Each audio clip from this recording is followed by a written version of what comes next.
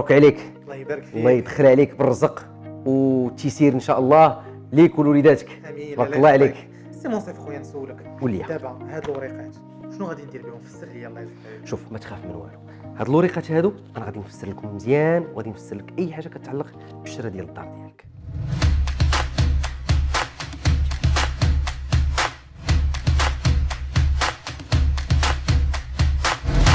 شنو كان قبيله هاز عماد في يديه كان وصل ديال تاكيد المبيعه ديالو عند المنعش العقاري.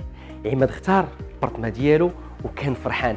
كنا مع المستشاره التجاريه وعطاتنا جميع التفاصيل اللي كاينين في هذاك العقد واللي كيبينوا على ان البارتما فيها المساحه اللي خداها وفيها عدد البيوت وعدد الحمامات والصالون وما الى ذلك. دابا المرحله الثانيه هي غادي نمشيو عند النوطير اللي هو موثق.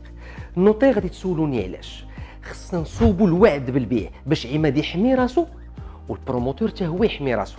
هذا الوعد بالبيع حتى هو تيأكد ايضا التفاصيل كلها ديال لابارتمون ديالو.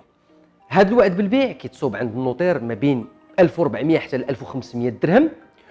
وشنو كنأكدوا في هذا الوعد بالبيع؟ كنعطيو واحد الفتره وجيزه ما بين 30 يوم و45 يوم على ما عماد يوجد راسو. الا كان غادي يفينونسي من جيبو الله يسخر، الا كان غادي ياخذ واحد الكريدي بانكير غادي يخصو شي شويه د الوقت باش يجمع وريقاته. هنا غادي نطرحوا السؤال للنوطير الدور ديالو في هادشي. الدور ديال النوطير هو اللي كيكون حاضر وضروري منه باش تكون لا ترانزاكسيون ديال البيع ما بين الشاري والبائع. هنا البائع عندنا هو لو بروموتور ايموبيلي. اكيد غادي تسولوني واش النوطير او الموثق كيتخلص وشنو هما لي فخي ديال النوطير. كلشي كيطرح هاد الاسئله انا غادي نبسطهم لك. النوطير كياخذ العرف ديالو اللي تقريبا ما بين 1%، والا كان منيغوسي مع البروموتور كيحسبوا ليه ما بين 0.7 و 0.8 من الثمن الاجمالي ديال الدار. غادي تقول لي سمعنا مازال حوايج اخرين سي منصف، ولكن هنا التسجيل والتحفيظ حتى هو عنده لي طاريف ديالو.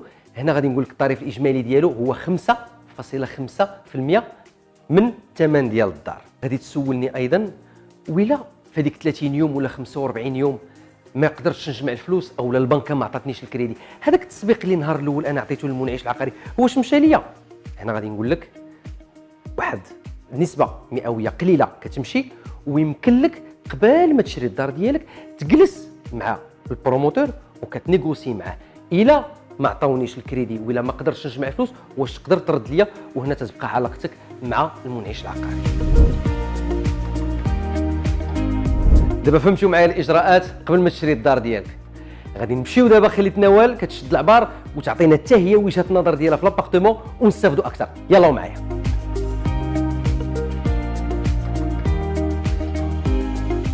نوال مشيت للدار نقلب عليك وقالوا لي خرجتي، صافي شديتي العبار؟ شديت العبار ولكن بقيت نتسناك تجيب لي البلان وما جبتيش وجيت لهنا. لا البلان ما عندناش، ولكن طلبنا الكوميرسيال قال لك اودي غادي نوجدوه لكم في هذه السيمانه ان شاء الله.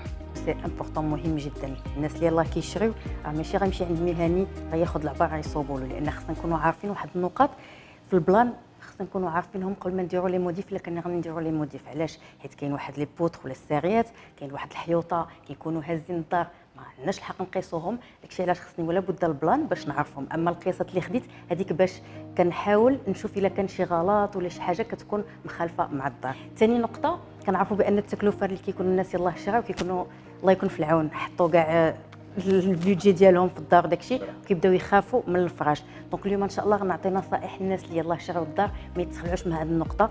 لان اول حاجه ماشي مهم نشريو الاثاث جديد في الدار الجديده، هي مزيانه كلشي كيبغي يبدل الاثاث ديالو مع الدار الجديده، ولكن بعض المرات كيمكننا ناخذوا الاثاث اللي عندنا قديم ونعاودوه نديروا له غلوكين. لو غلوكين شنو هو؟ وهي اول حاجه كنديروا الفرز الاثاث ديالنا في الدار، يعني كنعزلوا الحوايج اللي ما خاصناش وما بقيناش محتاجينهم نحاولوا نحيدوهم، والحوايج اللي باقيين صالحين وفيهم ما يدار ناخذوهم. مثلا الصالون باقي مزيان نبدلوا له غير الثوب ديالو، البيوته ديال الدراري مثلا نبدلوا غير اللون ديال الصباغه، هكا كيتبدلوا كيكون بان الاثاث ولا جديد، وهكا كنكونوا ربحنا واحد التكلفه باش ما نضيعوهاش. مشيتي فيها نيشان لانه حتى هو عماد فاش دويت معاه قال لي ودي راه عندي البودجي باش نشري الدار، كيبقى الاثاث ماشي استثنائي، هو من الاولويات، ولكن نحاولوا ما نوصلوش لهذاك البودجي اللي غادي يخليه يتزير شي شويه من بعد. بالنسبه للنمط ديال الديكور راه ماشي الا مشينا عند مهني هو اللي كيعزل لنا نمط الديكور. اول حاجه خصني نجلس مع الكليان ونشوف الشخصيه ديالو ونهضر معاه، لان المراه كتبغي واحد النمط، الراجل حتى هو كيبغي واحد الستيل، الدراري حتى هما كيبغيو اللون ديالهم في البيت. داكشي علاش خصنا ولا بد نجلسوا مع الكليان ونشوفوا شنو بغا ونشوف النمط ديالو باش هكا يكون مرتاح في دارو، لان راه ماشي المهني واخا كيعاوننا خاصو هو يحط ستيل ديالو، بالعكس خاص مول الدار يكون حتى هو مرتاح في الدار ديالو باقل تكلفه، وهكا حنا كنكونوا غير كنعاونوا الكليان باش يلقى راحته في دارو.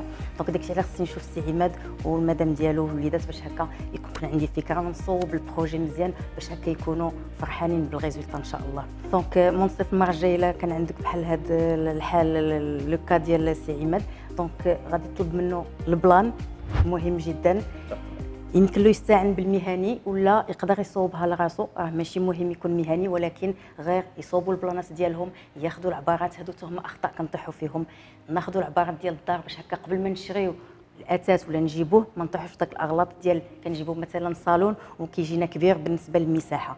دونك ناخذوا العبارات قبل ما نشريو الاثاث ديالنا، وهكا ما يكون حتى شي غلط، وراه كلشي يقدر يصوب دارو واخا ما يكونش مهني، غير هو عافاكم العبارات وفكروا في النمط هكا باش يكون كلشي مزيان.